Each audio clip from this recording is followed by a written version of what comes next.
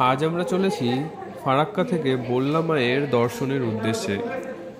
Farakka station থেকে প্রথমে আমরা যাব বালুরঘাট স্টেশন। বালুরঘাট স্টেশন থেকে সেখান থেকে আমরা টোটোতে করে যাব বল্লা কালী মায়ের সেই জন্মস্থানে।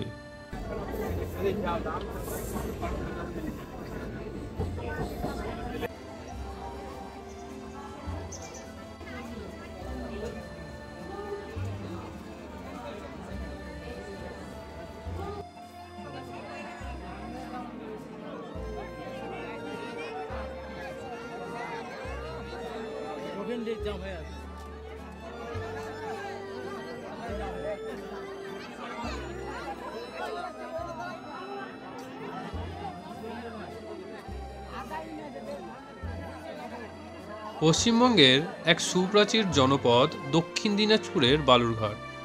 আর এই বালুরঘাটেই পাশেই লুকিয়ে আছে এক জাগ্রত ইতিহাস, এর অপার ভক্তি আর এক বিস্ময়কর শক্তি। আমরা আজ এসেছি সেই বল্লা কালী মায়ের দরবারে। সেখানে ভক্তি ও উৎসবের এক অদ্ভুত মেলবন্ধন ঘটে।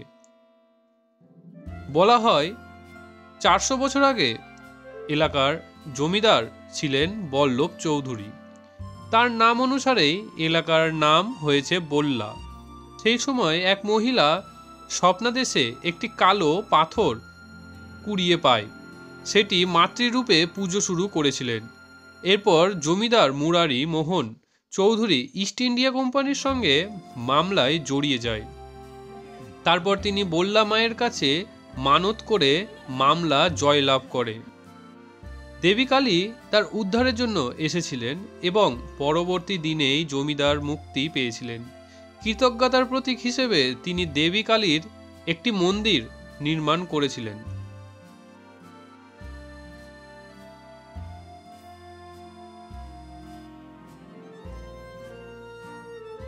বল্লা কালী পুজো মানে শুধু পুজো নয়, এটি এক বিশাল সামাজিক উৎসব।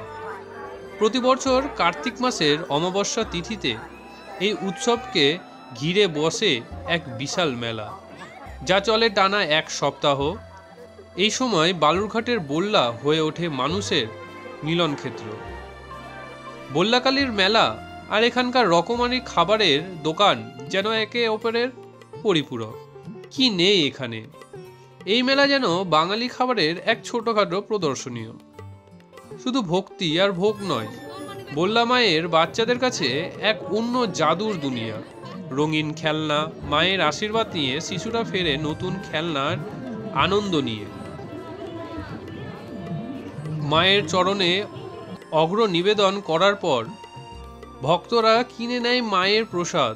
এই মেলায় পাওয়া যায় বিভিন্ন ধরনের প্রসাদ সামগ্রী এবং পুজোর অর্চনার জন্য প্রয়োজনীয় সব উপাদান।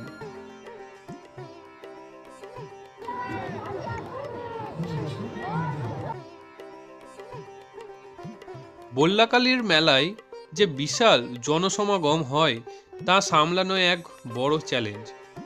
প্রশাসন ও মন্দির কমিটির সদস্যরা একযোগে কাজ করে যাতে ভক্তরা নির্বিঘ্নে মায়ের দর্শন করতে পারে।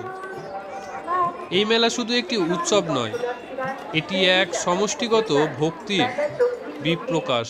মা বল্লা কালী অলৌকিক শক্তি যেন সবাইকে এক সুতোয় বেঁধে রেখেছে, এক বিশ্বাস আর ভালোবাসার বন্ধনে।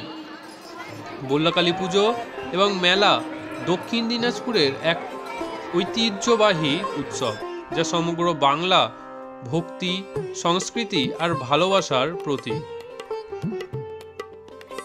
তোমরা যদি পারো অবশ্যই একবার এখানে এসে ঘুরে যেতে পারো। খুবই সুন্দর একটি জায়গা।